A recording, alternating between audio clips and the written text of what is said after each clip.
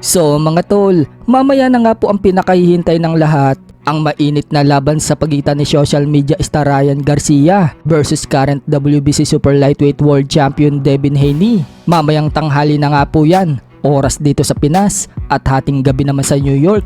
Talagang marami na ang nag-aabang sa laban na yan dahil masyadong madrama ang nangyari nitong mga nakalipas na araw hanggang sa final weigh-in. Alam na nga po ng karamihan mga tol na sumobra sa timbang itong si Ryan Garcia ng 3 pounds at nagbayad siya kay Devin Haney ng 1.5 million US dollars. Yan po kasi ang napagkasunduan nila mga tol. Kapag sumobra ng per pounds itong si Garcia, magbabayad siya ng 500,000 US dollars. 3 pounds ang sobra niya sa timbang, kaya 1.5 million US dollars ang binayad niya.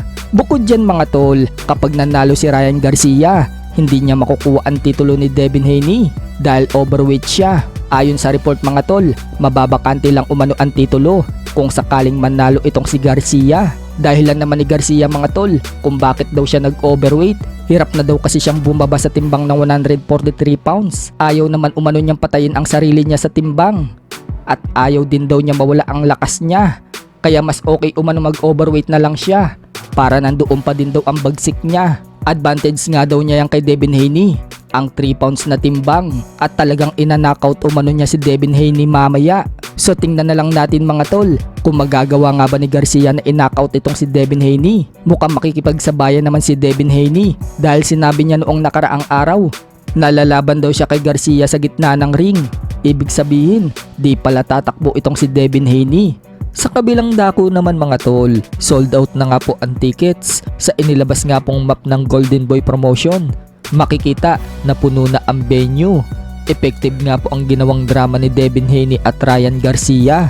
Samantala, hindi nga lang po si Devin Haney ang mainit sa laban na yan, pati na din ang tatay niyang si Bill Haney. Sa weigh-in po kasi mga tol, habang nagkaharap itong si Ryan Garcia at Devin Haney, nakaporma din ang tatay ni Devin Haney.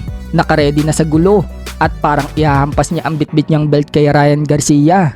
Bukod dyan mga tol, muntik na din sila magsuntukan ni Bernard Hopkins. So parang sasabak nga din po si Bill Haney sa laban mga tol. Mas malakas pa kasi ang bungangan nitong si Bill Haney kaysa sa anak niyang lalaban. Sa kabilang banda naman mga tol, legend Mike Tyson at dating heavyweight world champion na si Shannon Briggs nagpangbuno noong magkita silang dalawa. Pero biro-biro nga lang po yung away nila mga tol. Parang na-miss lang nila ang isa't isa dahil noon lang ulit sila nagkita.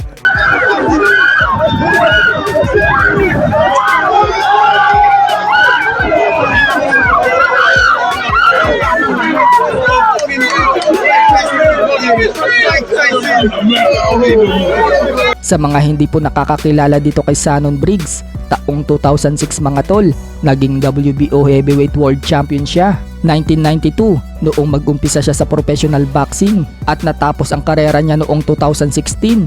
Tinalo nga din po niya ang legend na si George Foreman taong 1997 via majority decision at siya po ang nagparetiro kay Foreman. Subalit natalo naman siya kay Lennox Lewis makalipas ang isang taon. Nag-iwan po siya ng record na 60 wins, 6 losses and 1 draw with 53 knockouts. Kasalukuyang may edad na po siyang 52 pero sa tagal niya sa professional boxing mga tol, hindi nagtagpo ang landas nila ni Mike Tyson sa ibabaw ng ring.